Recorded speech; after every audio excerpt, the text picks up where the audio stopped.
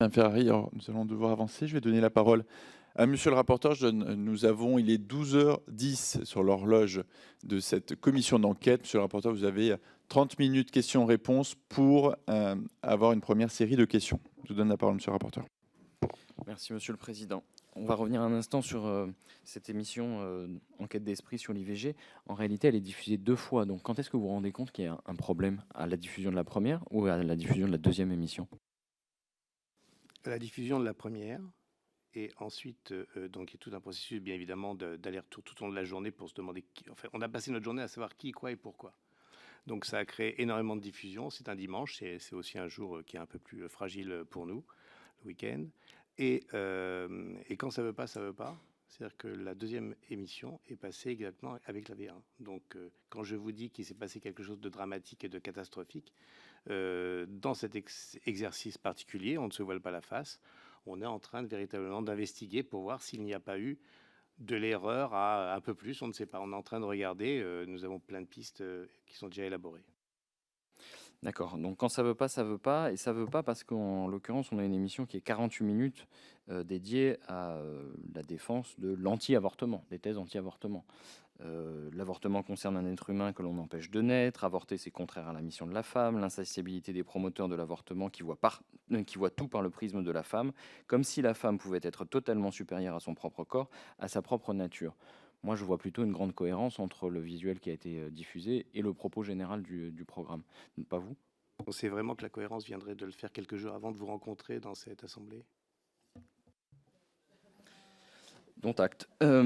Pour ce qui est de la décision du Conseil d'État en matière de pluralisme, Madame Ferrari, vous avez déclaré: c'est un régime dérogatoire, un régime d'exception pour nous, tant nous incarnons une liberté de ton, blabla.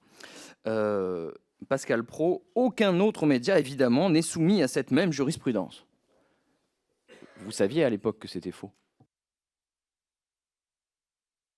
Alors, le blabla, ça concernait les propos que j'ai tenus, monsieur le rapporteur? D'accord. Le CNews est une chaîne d'information. Nous n'avons pas remis en cause la décision du Conseil d'État, simplement l'obligation qui incombe désormais à l'Arcom d'étiqueter politiquement quiconque va désormais s'exprimer sur nos plateaux. Ça pose une difficulté, effectivement, d'étiqueter des journalistes. Et je pense que vous avez bien compris mes propos. Répondez à la question, s'il vous plaît, madame. Est-ce que vous saviez, en disant c'est un régime d'exception, un régime dérogatoire, est-ce que vous saviez, en le disant, que c'était faux? Dans un premier temps, effectivement, nous pensions que c'était uniquement dédié à CNews. Je pose la même question à monsieur Praud. Est-ce que vous saviez à ce moment-là que c'était faux? Tout le monde a bien compris que derrière cette décision du Conseil d'État, ça concernera évidemment tous les médias, mais que celui qui est précisément ciblé, c'est CNews. Vas-y, monsieur Thierry. Monsieur le rapporteur, c'est juste, je me permets de réitérer mon propos, c'est que la question que vous posez à Pascal Praud et à Laurence Ferrari, il faut la poser à quasiment tous les journalistes de ce pays, parce que c'est la présentation qui a été faite, partout. Je regrette. Je suis en plein accord avec vous, ça n'est pas la réalité. C'est dommage que vous n'ayez pas pris le temps de discuter avec l'équipe juridique du groupe pour éviter ce genre de bévue, parce que là, on est dans un cadre de fausse information. Une dernière fois, dites-le à tous les médias de ce pays. Mais vous inquiétez pas, j'y manquerai pas. On va reprendre sur la notion de chaîne d'opinion ou chaîne d'information. Monsieur Nedjar, comment expliquez-vous que sur CNews, des intervenants plus ou moins réguliers puissent dire, je cite monsieur Bigot, 15 mars 2023, ici sur CNews, on est dans un microclimat, on sait bien à qui appartient la chaîne, une bourgeoisie qui reste patriote. Monsieur Jacobelli, mon collègue, en juillet 2023, dit qu'il y ait des médias d'opinion. CNews, clairement, a des orientations qu'on peut deviner, mais c'est une chaîne privée. Ou encore, monsieur Vincent Hervouet, 17 janvier 2023, ici sur CNews, on est dans une chaîne d'opinion. Qu'est-ce qui peut amener des personnes qui viennent régulièrement sur votre chaîne à penser qu'elles sont dans une chaîne d'opinion? J'aimerais qu'on revienne sur l'origine de la création de CNews. je pense qu'on comprendra très bien ce qu'on est. Quand on a créé la chaîne, donc à iTélé, il y avait 2 chaînes d'information, BFM et iTélé, qui étaient des robinets à infos, qui très vite ont montré leurs limites avec l'avènement des smartphones. Et lorsque nous avons décidé de créer cette chaîne, se sont installées 2 nouvelles chaînes, comme l'a dit Jean-Christophe Thierry. Donc LCI sur la TNT payante et TNT gratuite, pardon, et France Info. Ça fait 4 chaînes info. On s'est retrouvé sur un marché extrêmement compliqué, extrêmement difficile, où il fallait chaque chaîne devait avoir sa propre originalité. Faire comme c'était le cas avant, débiter les informations du matin au soir avec des JT sans explication, sans décryptage, on a trouvé que c'était un petit peu démodé. On a créé une chaîne d'information et de décryptage avec un concept simple, c'est chaque information devait être expliquée, analysée, avec de la hauteur par des spécialistes, des journalistes ou des experts. On a aussi comme baseline, on parle de tout avec tout le monde. Et donc la liberté d'expression, puisque c'est le propre de nos métiers, la liberté d'expression. Et c'est ce qui a fait le succès de CNews, puisque nous avons créé une chaîne qui s'intéresse aux gens et dans lesquels les gens se retrouvent. La liberté d'expression, ça a aussi des avantages énormes. Et puis quelquefois, il peut y avoir des phrases sorties de leur contexte, des prises de position. Vous m'en cité une ou deux. Je ne peux pas empêcher telle ou telle personne de penser que CNews est une chaîne d'opinion. Ça ne l'est pas, mais c'est conçu comme ça. Nous revendiquons une chose, c'est d'être une chaîne de toutes les opinions. Sur chaque sujet traité, nous avons une diversité de points de vue et d'analyse.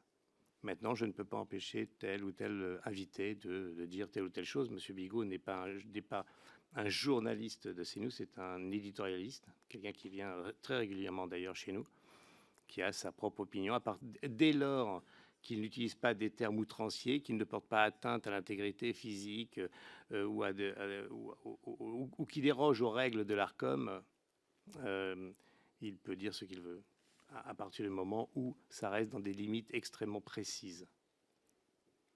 Vous permettez ajouter sur ce qui vient d'être dit, puisque c'est un débat très très important évidemment, et je pense que c'est la quintessence de notre métier. Vous parlez d'opinion, de débat, d'information, peut-être aussi expliquer quand même des différences importantes et indépassables pour nous, parce qu'on conteste fermement avec conviction une chaîne d'opinion. Une information de qualité, qu'est-ce qu'une information de qualité ? Une information de qualité, c'est une information vérifiée et recoupée pour alimenter nos débats. Ce sont des heures et des heures de direct. On part de faits et d'informations. On ne choisit pas, en se réveillant un matin, de débattre d'un sujet. Ce sont des sujets qui existent soit dans la presse régionale, soit dans la presse mainstream, qui sont soit issus de dépêches AFP ou évidemment d'autres journaux. Je n'ai jamais, au grand jamais, donné une information qui n'était pas vérifiée. J'ai toujours préféré être en retard sur une information plutôt que de prendre une avance qui pourrait m'être reprochée. Un exemple encore récent, il y a quelques jours, nous étions en direct à midi, nous avons appris l'expulsion vers la Tunisie de l'imam Majoub Majoubi. Je vois l'information parce que nous avons un tableau où nous voyons toutes les autres chaînes. Je suis en direct à ce moment-là. Je vois que l'information est déjà ailleurs. Le réflexe, je veux dire, d'un journaliste pourrait être celui de donner cette information, puis ensuite de la vérifier, de compter sur ses confrères et consoeurs de grande qualité dans les autres chaînes pour se dire finalement, l'information étant donnée, je peux y aller également et puis engranger le débat. Je ne le fais pas, on ne le fait pas. Dans ce cas-là, qu'est-ce qui se passe? Parce que ce n'est pas un débat qui est sans filet. J'attends avec le fil WhatsApp d'avoir tous les journalistes, en l'occurrence là, ce sont les journalistes police-justice, qui doivent me vérifier l'information. Et cela est fait pour l'information politique, pour l'information justice, pour l'information société, pour l'information sociale, etc. Donc nous sommes en direct et nous sommes quand même toujours tenus à cette vérification de l'information. Donc, je vous remercie, Mme Brooke, mais vraiment là, c'est important dans un temps très réduit de rester concentré sur les questions et notamment les questions du rapporteur. La question c'était initialement sur chaîne d'opinion ou chaîne d'information, et j'entends, c'est très intéressant effectivement sur la vérification de l'information, mais malheureusement c'était pas la question initiale. Je redonne à monsieur le rapporteur la parole pour ces questions. Monsieur Nedjar, il y a quelques jours,